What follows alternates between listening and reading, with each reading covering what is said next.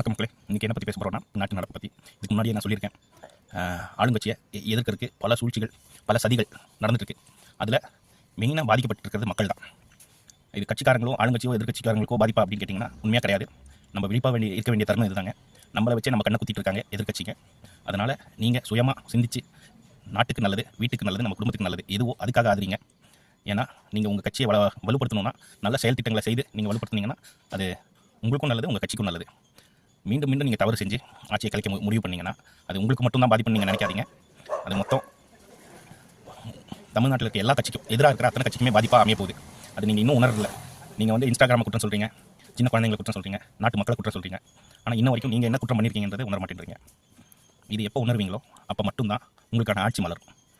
அது இல்லாமல் நீங்கள் எவ்வளோ பேர்ட்ட என்ன கருத்து கணிப்பு கேட்டாலும் நீங்கள் நியாயம், நேர்மை, தர்மம் அப்படின்னு நீங்கள் செயல்பாட்டில் காட்டினீங்கன்னா மட்டும்தான் நீங்கள் வெல்ல முடியும். அதனால் சூழ்ச்சி பண்ணி இனி வெல்லலாம், தமிழ்நாட்டை வென்றிடலான்னு மட்டும் நினைக்காதீங்க. வேரோடு அழிய போகிறீங்க. அதனால் உங்களை நான் தாழ்மையாக கேட்டுக்கிறது என்னென்னா, நம்ம தமிழ்நாட்டை நம்ம எல்லாரும் சேர்ந்து தான் ஒன்றா காப்பாற்றணுமே ஒழிய ஆளுங்கட்சி மட்டுமே இல்லாட்டி தமிழ்நாடு மக்களும் அப்படிதான் அப்படின்றதுல எல்லாருக்கும் அது சரி பங்கு இருக்குது, துல்லிய பங்கு இருக்குது. அதனால் சட்ட ஒழுங்கை பாதுகாக்கிறதுக்கு எதிர்கட்சிக்கும் பங்கு இருக்குது, ஆளுங்கட்சிக்கும் பங்கு இருக்குது, மக்களுக்கும் பங்கு இருக்குது. அதை நான் உங்களுக்கு இந்த நேரத்தில் சொல்லிக்க விரும்புகிறேன். காரணம் என்னன்னு கேட்டிங்கன்னா, இதுக்கு முன்னாடி நடக்கலையா, இதுக்கு முன்னாடி சிஎம்லாம் நீங்கள் விமர்சிக்கலையா, இந்த மாதிரிலாம் கேட்குறீங்க. நியாயம் இருக்குது, இல்லைன்னு சொல்கிறது இல்லை.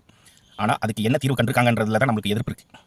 இப்போ 12 நாள் ஆன சிஎம் வந்து இவ்வளோ ஆக்ஷன்ஸ், இவ்வளோ ப்ரிகாஷன்ஸ் எல்லாம் எடுத்துகிட்டு இருக்கும்போது விமர்சனம் மேலே விமர்சனம் வைக்கிறது தப்பு கிடையாது, தப்பு இல்லை. உங்களோட ஆதங்கத்தை எனக்கு புரியுது. ஆனால் விஷயம் ஒன்று தான் உங்களுக்கு சொல்கிறேன். நாட்டு மக்களை அழிச்சு இல்லை நாட்டு மக்களுக்கு பாதிப்பாகிற செயல்களை செய்து நீங்கள் வந்து ஆட்சியை கழிச்சு அடுத்த கட்டத்துக்கு திரும்ப போயிடலாம் அப்படின்னு நினைக்கிறது வந்து இது இன்னும் அதில் பாலாளத்துக்கு தான் கொண்டு போய் உங்களை சேர்க்கும்.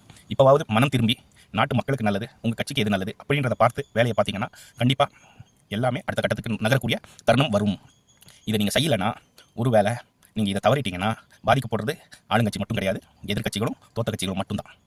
ஏன்னா திரும்ப மறுபடியும் எலெக்ஷன் வந்துச்சுன்னா கண்டிப்பாக வந்து சாலிடாக மிகப்பெரிய பெரும்பான்மையில் வெற்றி பெற வாய்ப்பு அதிகம். அதை நீங்கள் உணரணும். இதை நான் வந்து விளையாட்ட சொல்கிறது இல்லைங்க. மக்கள் உணர்வுபூர்வமாகவும் அறிவுபூர்வமாகவும் சிந்திக்க ஆரம்பிச்சிட்டாங்க. ஒவ்வொருத்தருக்கும் சைக்காலஜி தெரியுது. யார் உண்மை சொல்கிறா, யார் பொய் சொல்கிறா, எதுக்காக இந்த நாடகம் பண்ணுறாங்க, எதுக்காக இந்த சிச்சுவேஷனை கொண்டு வராங்க, எல்லாமே மக்களுக்கு தெரியுது. ஒன்றும் தெரியாத குழந்தைங்கள்ட்ட நீங்கள் ஏதோ விளையாட்டை காட்டி நீங்கள் ஏமாத்துற மாதிரி தமிழ்நாட்டு மக்களை நினச்சிட்டு உங்கள் ஆட்சி அதிகாரத்தை துஷ்பிரயோகம் பண்ணிட்டு இருக்கீங்கன்றதை நான் எதிர்கட்சிக்கு சொல்ல விரும்புகிறேன். நீங்கள் மக்களை இன்னும் பகடக்காயாக ஆக்காமல் நீங்கள் நாட்டு மக்களுக்கு எந்த அளவுக்கு நல்லது பண்ண முடியுன்றத சிந்தனையோட செயல்பாட்டோட நீங்கள் புதுசாக வலுவோடு வந்தீங்கன்னா உங்களுக்கு பிற்காலத்தில் ஏதேனும் வாய்ப்பு கிடைக்கிறதுக்கு துளி வாய்ப்பு இருக்குது.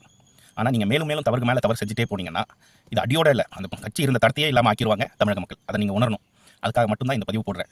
மக்களை நீங்கள் பகடக்காயை யூஸ் பண்ணி எந்த விரோத செயலியும் செய்யாமல் இருக்கணும்னு தாழ்மையாக கேட்டுக்கிறேன். நம்ம எல்லாரும் ஒன்றா சேர்ந்து தமிழ்நாட்டை அடுத்த கட்டத்துக்கு முன்னேற்றுவோம். நன்றி, வணக்கம்.